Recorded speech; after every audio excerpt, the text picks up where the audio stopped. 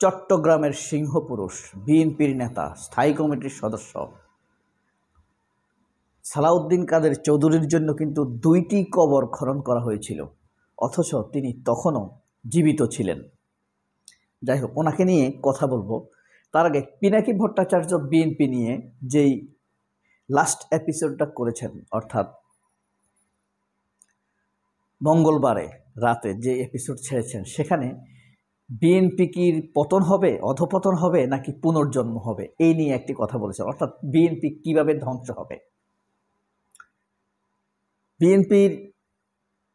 বিএনপিকে ধ্বংস করার জন্য ভারতের হাতে 3টি প্ল্যান রয়েছে। এক, খালেদা জিয়াকে মেরে ফেলা, বিনা চিকিৎসায় হোক, যেভাবে হোক, যেটা শেখ হাসিনা বাস্তবায়ন করে চলছিলেন। আর তারেক জিয়াকে দেশে ফেরা, চিরজীবনের জন্য বন্ধ করে দেওয়া। আপাত দৃষ্টিতে এই প্ল্যানটি বন্ধ হয়েছে, আমরা দেখলেও হাসিনার পালানোর মাধ্যমে এই পতনটি বন্ধ হয়েছে বলে আমরা দেখছি। আসলে প্ল্যানটি চলছে। বিএনপির ভিতরের ভারতীয় এজেন্টরাই খালেদা জিয়াকে অকেজো করে, অর্ধমিত করে ফেলে রাখতে চায়, তার মতামতের মূল্য না দিয়ে। একইভাবে তারেক রহমানের ফেরার ক্ষেত্রে নানা শঙ্কা আশঙ্কা তৈরি করে তারেক রহমানকেও অকেজো করে রাখতে চায়। এটা হলো বিএনপি ধ্বংসের প্রথম ধাপ চলছে। যদি এভাবে না হয়, পরবর্তীতে কি করবে? এভাবে না হলে বিএনপিকে কয়েক টুকরো করে ফেলবে। ডান বাম দলের তৃণমূল লোকদের সাথে সম্পর্কর দূরত্ব তৈরি করে বিএনপিকে কমপক্ষে 3টি ভাগে ভাগ করা। এতে হবে কি, যেমন বিএনপির কেন্দ্রে আছে একদম ভারতপন্থী লোকেরা, একদম আওয়ামী লীগ যা বলতো তারা তাই বলে। এদের সাথে কথাবার্তায় দেখবেন তৃণমূল ভোটারদের জনপ্রিয়তা বা জেলা পর্যায়ে থানা পর্যায়ের নেতাদের কথাবার্তার কোনো মিল নেই, দূরত্ব তৈরি হয়ে গেছে অলরেডি। তো এখন যদি ডানপন্থী কেউ ডাক দেয়, বিএনপি কিন্তু নিচের অংশ ছুটে যাবে। তারা ইন্টেলেকচুয়াল নেতা পাবে না, এটা সত্য কথা। তবে বিপুল জনপ্রিয় অংশ বিএনপি থেকে ছুটে যাবে। আর কেন্দ্রীয় একটা আছে মুসলিম লীগ টাইপের এলিট ডান, কিন্তু গ্রহণযোগ্য না খুব একটা। এই একটা ভাগ।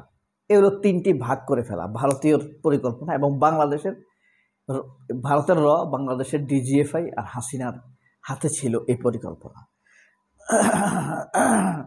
তৃতীয় পরিকল্পনা হলো পুরো আন্তর্জাতিকভাবে বিএনপিকে সন্ত্রাসী, অলরেডি কানাডাতে এখনও বিএনপি সন্ত্রাসী সংগঠন হিসেবে স্বীকৃতি দিয়ে আন্তর্জাতিকভাবে বিচ্ছিন্ন করে দেওয়া। এই 3টি প্ল্যান দেখেন, এখনও সময় আছে। এটা পিনাকি ভট্টাচার্য বলেনি, এটা আমি বলছি। তো এইভাবেই বিএনপি ধ্বংসের দিকে এগিয়ে যাবে। তবে পিনাকি ভট্টাচার্যের যেটা শক্তিশালী বয়ান, সেটা হলো বিএনপিকে অবশ্যই যদি টিকে থাকতে হয়, পুনর্জন্ম করতে হয়, এখনও সময় আছে। কর্মসংস্থান, দলের কোর লক্ষ্য উদ্দেশ্য ঠিক করা, নেতাকর্মীদেরকে প্রশিক্ষিত করা, 3টি জিনিস খুবই জরুরি পিনাকি ভট্টাচার্যের কথা অনুযায়ী। নয়তো বিএনপির পতন অনিবার্য, ধ্বংস কেউ ঠেকাতে পারবে না। সালাউদ্দিন কাদের চৌধুরী বলি। সালাউদ্দিন কাদের চৌধুরী যখন মৃত্যুবরণ করবেন, অর্থাৎ যেদিন তাকে ফাঁসির আদেশ দেওয়া হয়েছিল, সেপ্টেম্বর মাস 16 সালের মেবি নাকি 15, তখন তিনি জানতেন না তাকে আজকে ফাঁসি দেওয়া হবে। মৃত্যুর 4 ঘন্টা আগে, অর্থাৎ ফাঁসির 4 ঘন্টা আগে তার স্ত্রী কন্যারা যখন তার সাথে দেখা করতে যায়, তখন তিনি জানতে পারেন যে আজ তার ফাঁসি। তো তিনি রাঙ্গুনিয়ার তার অধিবাসীদেরকে, ভোটারদেরকে বলেছেন তার কবর রাঙ্গুনিয়াতে হবে। সেই অনুযায়ী তিনি বলেছেন তার কবর রাঙ্গুনিয়াতে হবে। তিনি তার স্ত্রী সন্তান হুম্মাম কাদেরকে বলে দিয়েছেন, তারা রাঙ্গুনিয়াতে কবর খোঁড়া শুরু করেছে। কিন্তু এবং তিনি এই জেলারকে তার ফালতু বুঝেন তো, ভিআইপি যারা বন্দী থাকে তাদেরকে একজন সহকারী দেয় জেলের মধ্যে, তাকে অ্যাসিস্ট্যান্ট করে, এটা দরকার হয়, সেও বন্দী, তাকে বলে ফালতু।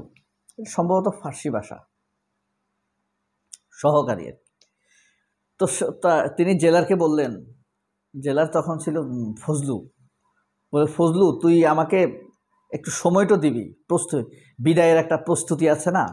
তিনি খুব মন খারাপ করেছিলেন, মৃত্যু ভয়ে ভীত ছিলেন না, এই লোকটা ভয় পায় নাই কখনো। তো তিনি বলেছিলেন আমাকে একটু জানাবি তো যে বিদায়ের একটা প্রস্তুতি নেওয়ার প্রয়োজন আছে। তো তিনি তার মন খারাপের কথা বললেন, স্ত্রী কন্যাকে বললেন। তার স্ত্রী কিন্তু অত্যন্ত বিদুষী একজন নারী, তাকে আমি কিছুটা হলেও তার ব্যাপারে জানি, চিনি না, তার ব্যাপারে আমি জানি। অত্যন্ত উঁচু লেভেলের মানসিকতার নারী তিনি, সম্মানিত নারী, যা সম্মানিত বলতে যা বোঝায়। যেমন তার চরিত্র বৈশিষ্ট্যের কাছে একজন শেখ হাসিনা তার পায়ের কাছেও যাওয়ার যোগ্যতা নাই, সত্যিকার অর্থে। বুঝেন না সালাউদ্দিন কাদের চৌধুরী কেমন লোক, হ্যাঁ, দণ্ডমুণ্ডের প্রতীক, ক্ষমতার সেই লোকের স্ত্রী।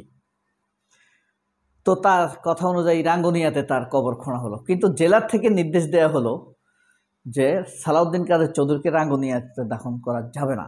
কোনোভাবে পরিবারের সদস্যরা জেল কর্তৃপক্ষকে এটা বুঝাতে পারছে না, বুঝতে পারছে না একটা লোকের মৃত্যু হবে, তিনি এখন জীবিত, কিন্তু তার কবর কোথায় হবে সেই নির্দেশ দিচ্ছে না, তার অধিকার কেড়ে নেওয়া হচ্ছে। মৃত্যু হবে কয়েক ঘন্টা পর। তো রাঙ্গুনিয়াতে কবর খোঁড়া হলো, কিন্তু জেল কর্তৃপক্ষ তো রাঙ্গুনিয়াতে কোনোভাবেই দাফন করতে দিবে না।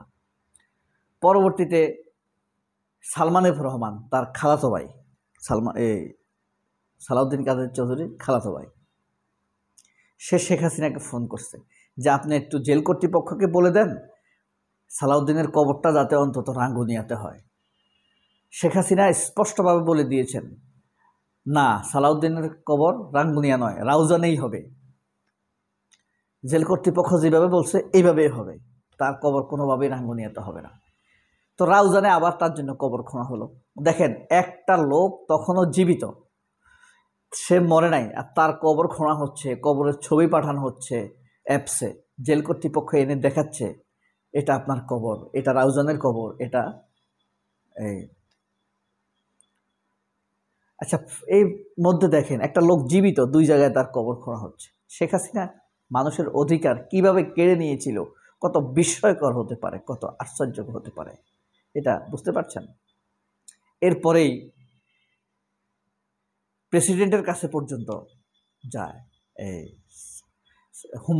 হুম্মাম কাদের চৌধুরী প্রেসিডেন্টের কাছে যায়, গিয়ে দেখে যে সেখানে সালমান এফ রহমান বসে আছেন,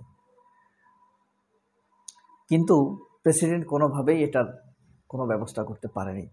আবার সালাউদ্দিন কাদের চৌধুরীর রায়ের কপি কিন্তু গণভবনে লেখা হয়েছিল, এটা আবার ফাঁস হয়ে গেছিল। রায় দেওয়ার আগেই রায়ের কপি সালাউদ্দিন কাদের চৌধুরীর ছেলে স্ত্রীর হাতে পৌঁছে গিয়েছিল। কি ভয়ঙ্কর ব্যাপার, গণভবনে বসে রায় লেখা হয়েছিল যে তার ফাঁসি হবে, তাকে ফাঁসি দেওয়া হবে, তাকে কোনোভাবে আর বাঁচিয়ে রাখা হবে না। এ ফাঁকে একটা প্রশ্ন করে রাখি, এই যে সালাউদ্দিন কাদের চৌধুরীকে এভাবে অন্যায়ভাবে ফাঁসি দেওয়া হলো, বিএনপি কি এখন পর্যন্ত এই বিষয়টি সামনে এনে কোনো বিচার চেয়েছে? বিএনপির অনলাইন অ্যাক্টিভিস্টদের প্রধান নেতা, বিএনপির পক্ষের প্রোপাগান্ডার প্রধান শাহেদ আলম কি এ ব্যাপারে কোনো বিষয়ে সামনে এনেছেন? আনেননি। তাহলে দেশ স্বাধীন হয় নাই, দেশ একটি মাফিয়ার হাত থেকে আরেকটি মাফিয়ার হাতে চলে গিয়েছে। বিচার প্রতিষ্ঠা না হলে আপনি কোনো দেশকে স্বাধীন বলতে পারবেন না। তো এই বিএনপি এখন সালাউদ্দিন কাদের চৌধুরীর মৃত্যুর মতো দুই কবরে শায়িত হওয়ার প্রস্তুতিতে আছে। এখন কি বিএনপির পরামর্শ অনুযায়ী দলের লোকদেরকে প্রশিক্ষিত করে কর্মসংস্থান তৈরি করে নতুন নীতি প্রণয়ন করার মাধ্যমে পুনরুজ্জীবন ঘটাবে, নাকি দুই কবরের এক কবরে? বিএনপির জন্য তো তিনটা কবর, অর্থাৎ ভারতের তিনটা বিকল্প পদ্ধতি বিএনপিকে ধ্বংস করার। কোন পথে যাবে বিএনপি? সবাই অনেক ভালো থাকবেন। আল্লাহ হাফেজ। আসসালামু আলাইকুম।